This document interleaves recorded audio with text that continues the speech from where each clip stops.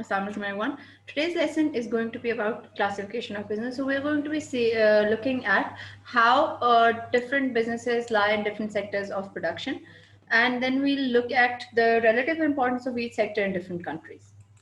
So if we start off with the primary industry, that is also known as the extraction industry, that deals with the extraction of raw materials from the earth's surface. So basically, it deals with the raw materials or the extraction of the uh, products from the land.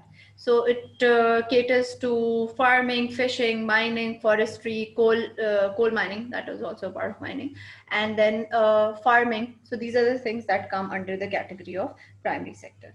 Agriculture is a part of the primary sector, and Pakistan is known as an agro-based economy because we are heavily dependent on agriculture. Then we talk about secondary industry. Always keep in mind that when we are talking about secondary industry, we're talking about basically manufacturing industry, because in this industry we convert the raw material that we extracted from the primary industry into finished goods. So it's concerned with building, construction, manufacturing, processing. These are the things that are dealt here in this secondary industry. Now we move on to the tertiary industry. Tertiary industry is basically the service sector. So tertiary industry deals with the intangible goods and services, that is like banking, teaching, nursing. So all the services that are provided in any economy come under the category of tertiary industry. Now looking at these sectors one by one, we realize that primary industry, also known as extraction industry, deals with the extraction of raw materials, and then secondary, also known as manufacturing industry, deals with the production of finished goods, and then it is the tertiary industry, the third one, that is concerned with the offering of intangible services and goods. Looking at this picture, we realize that in the very first picture, there's this animal, and there's this wool that we extract from this animal in order to then transform that raw wool into different products, finished products, such as jackets or um, anything that the product that requires wool in it, fur in it. So we process it in this. So in this picture, we see that there's a process. It's a transformation process happening. Now, the primary sector, known as extraction, involves taking raw material, and then it can be renewable resources or non-renewable resources, and then those extracted resources are being manufactured and turned into finished goods in this secondary industry. And then we see that in the tertiary industry that deals with retail, financial services, leisure, hospitality, communication, IT, transportation. So basically, all the services in the world come under the category of tertiary industry.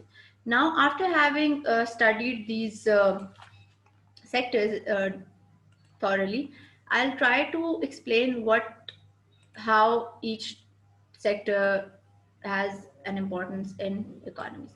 So here we can say that these are the core economies, the central economies. They are the most developed economies. These are the most powerful economies, right?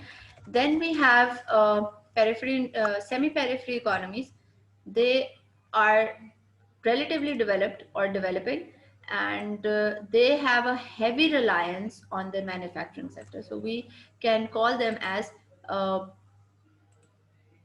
you can easily call them as semi-periphery. Okay, periphery. And then we have the last one we have are the periphery or the least developed economies, right?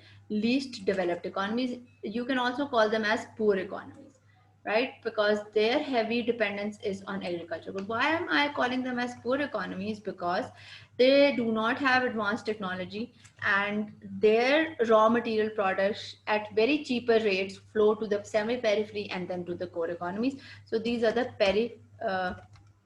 periphery economies, right?